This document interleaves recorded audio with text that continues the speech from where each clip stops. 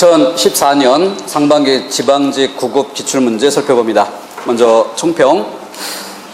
전체 항목별 출제 문항수를 살펴보면은 문법이 2문제, 여기 우리 교재 목차 체계로 표준 발음법을 문법에 배치한다면 문법 영역이 3문제가 되는 거죠. 그리고 국어 생활, 속담까지 포함해서 맞춤법에서 속담까지 전체 6개 문제, 그리고 한자가 2문제, 그리고 실용문 쓰기 읽기 부분이 9문제, 이렇게 20문제가 배치되어 있습니다. 개괄적으로 훑어보더라도 평소 연습했던 것에서 벗어날 만한 그런 문제의 스타일은 전혀 없고 난이도 면에서도 크게 높지 않습니다. 그렇기 때문에 충분히 100점도 가능한 시험이고 90점 정도는 무난하게 끌어냈어야 하지 않는가 그렇게 생각합니다. 때문에 혹시 부족했던 점이 있다면 어떤 면에서 부족한가, 그리고 같은 그 출제 항목의 범위 안에서 우리가 연습해왔던 여러 문제들을 떠올려 보면서 다른 문제들에 비해서 상대적으로 이 문제가 난이도가 낮은 것인지 아니면 높은 것인지 어느 정도 차이가 있는지 이런 것들을 살펴보면서 정리한다면 다음 시험에도 도움이 될 겁니다. 우선 우리가 그 학습에 임하기 전에 출제 빈도표를 근거로 학습을 시작했다는 거 먼저 떠올려 보도록 하세요. 여기 우리 2001년부터 2013년까지 13년치 기출문제 사용했던 자료인데요. 그리고 실제 단원별로 나눠드렸던 자료는 99년, 2000년까지 15년치를 나눠드렸던 바 있습니다. 그랬을 때 그 자료와 이것을 견주어서 과연 그 틀대로 그 범위 내에서 다뤄지는 건지 그걸 벗어났는지를 확인해 볼 필요가 있어요. 또 기출문제를 15년치 이렇게 정리할 때 2가지 방법 얘기했었죠. 그래서 이론을 정리해가는 기간 동안에는 출제 항목을 표시하는 이 작업이 먼저 이루어져야 되는 것이고, 그 다음 이론이 충분히 정리가 되고 문제풀이 단계, 심화학습 단계 이렇게 들어가면 이제는 답이 되는 방식, 이것을 훈련한다라고 했어요. 자, 그랬을 때 이렇게 해왔던 이 학습의 틀이 이런 문제를 풀어내는데 부족함이 있는가, 이걸 연결해 보도록 하세요. 그러면은 범위를 벗어날 만한 그런 것들은 전혀 없다는 것을 알 수 있을 겁니다. 그렇기 때문에 자신감을 가지고 평소 해야 한다고 했던 그 부분들을 집중 훈련해서 내가 어떤 모양이 어떻게 바뀌어 출제가 되든 충분히 맞출 수 있게 끌어내야 될 것이고, 또 한 가지 더 하자면은 4개 선택지를 가지고 있기 때문에 3개 선택지 그래서 75% 3개 선택지를 알면 나머지 1개 선택지는 모른다 해도 그래도 점수는 100점이 되는 것이죠. 그죠? 근데 이 모르는 이 한 가지에 쓸데없이 집착하는 것은 문제풀이에 도움되지 않는 것입니다. 때로는 모르는 게 개인에 따라서는 있을 수도 있어요. 그래서 나머지에 기대어 상대적으로 판단하는 그런 자세, 그러니까 이 자세는 자신감이 있어야 나올 수 있다고 했습니다.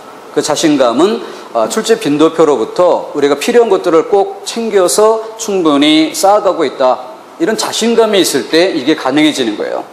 그런 자신감이 없으면 어쩌다 모르는 것 하나에 자꾸 마음이 쏠리고 이것은 다음 문제에도 안 좋은 영향을 끼치게 됩니다. 그런 면들 잘 고려해서 시험장 안에서 우리가 정서적으로 어떻게 흘러갔었는가 하는 것도 되돌아볼 필요가 있습니다.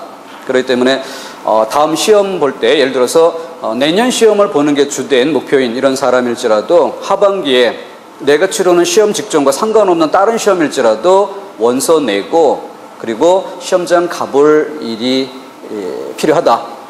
시험장 가서 시험을 치러보는 경험 그 자체도 학습의 주요 항목이다. 5개 과목이 아니라 3과목만 관련되고 나머지는 내가 공부 안 하는 그런 과목일 경우 많을 거예요. 다른 시험 응시하면. 그래도 그 3과목만큼은 충분히 연습을 해볼 수가 있죠. 그러니까 이런 모든 면들로 반드시 성과를 만들 수 있도록 해줘야 될 것입니다. 자, 그럼 문제의 세부사항 살펴가도록 할게요. 자, 우선 A형 1번 문제. 자, 밑줄 친 마의 뜻이 다른 하나, 한자를 보여주면 글자가 보이니까 한자 없이, 그래서 한글만으로 그 뜻을 알아야 되는 거죠. 자, 마이동풍 무슨 뜻입니까? 자, 우리 한자성어 공부할 때는 늘 한자 성어. 자, 첫 번째로 할 일이 음대로 읽기. 음대로 읽은 다음, 자, 1대1로 한자 한 글자의 뜻 하나, 그래서 직역, 이걸 중시할 필요가 있다. 섣불리 의역을 하면 안 된다고 했죠. 직역이 중요한 거예요. 그래서 직역이 된 이후 그 다음 의역으로 가는 것이고, 직역의 토대에서 사자성어 중 가장 중요한 한 글자를 연상의 고리로 챙겨두고, 이게 한자성어 마무리하는 작업입니다. 자, 그렇기 때문에 예, 마이동풍이라고 하면 의역으로 가면 뭐가 되겠습니까? 뭐 소용없는 일, 소용없는 행위, 이렇게 해석할 수 있지만 직역이 돼야 되는 거죠. 그죠? 그래서 말 귀에 동풍, 동쪽의 바람이죠. 그죠? 그래서 이런 것들과 음은 비슷해 보이지만 뜻이 전혀 다른 말리 동풍, 이런 것들. 그럼 말리 동풍 할 때는 동쪽의 바람이 아니라 같은 바람, 말리는 일만만자의 말리가 됩니다. 이건 천하통일이란 뜻으로 쓰이는 말이에요. 자, 이런 것들과도 구별할 수 있도록. 자, 그래서 마이 하면 말마자가 쓰인다는 점. 주마간산, 달리는 말 위에서 산을 본다. 세 번째 글자가 볼간자죠. 천고마비, 이건 한자성어 주의할 점으로 많이 소개했었던, 직역의 중요성을 강조했었던, 그러니까 여기서 그 천고마비를 직역으로 하면은 뭐가 돼요? 하늘은 높고 말은 살찐다. 이렇게 했을 때 이것으로부터 그 다음 연결할 수 있는 것이 가을이란 뜻을 나타내는 것이다. 그래 응용이 될 수 있는데, 섣불리 이것을 의역을 할 때 가장 위험한 게 뭐예요? 천고마비를 보면 독소를 떠올리는, 이게 제일 위험한 방식이라는 거죠. 그래서 시험 문제는 여기 그 한자성어 그대로 우리가 평소 기본으로 암기할 만한 거리지만, 독서하기 좋은 계절이라 출제되면 누구도 틀리는 사람이 없겠지만 이게 다르게 출제될 수 있다는 거죠. 그 다르게 출제된 사례로 적에 대한 두려움, 기억나요? 천고마비가 적에 대한 두려움이란 뜻으로 쓰이는 것이다. 근데 의역에서는 절대 불가능합니다. 근데 직역에서는 가능하죠. 가을, 적에 대한 두려움. 가을은 추수의 계절이니까 내 입장에선 먹을거리 풍족한 행복한 계절이고, 그럼 문제가 요구한 게 적이니까 적의 입장에선 뭐가 돼? 약탈할 거리, 이렇게 되는 거죠. 그러니까 가을은 내 입장과 상대 입장이 다른 거예요. 이제 자, 그렇기 때문에 이렇게 연결할 가능성, 그건 직역에서 가능하다는 거죠. 의역만 암기하면 이걸 연결할 수 없습니다.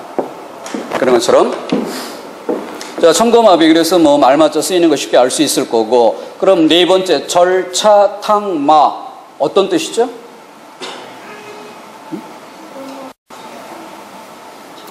역시 직역으로 하면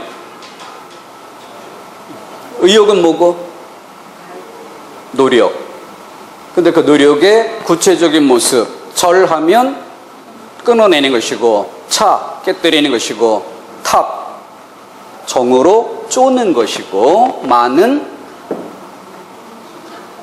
갈다, 숫돌에 갈다, 이 뜻이죠. 숫돌에 갈다, 어떻게 쓰는 글자지? 그런 건 몰라도 돼. 근데 아무튼 이렇게 쓰면 된다 그랬죠? 갈마, 한글로 쓰고, 돌만 있으면 되지. 그죠?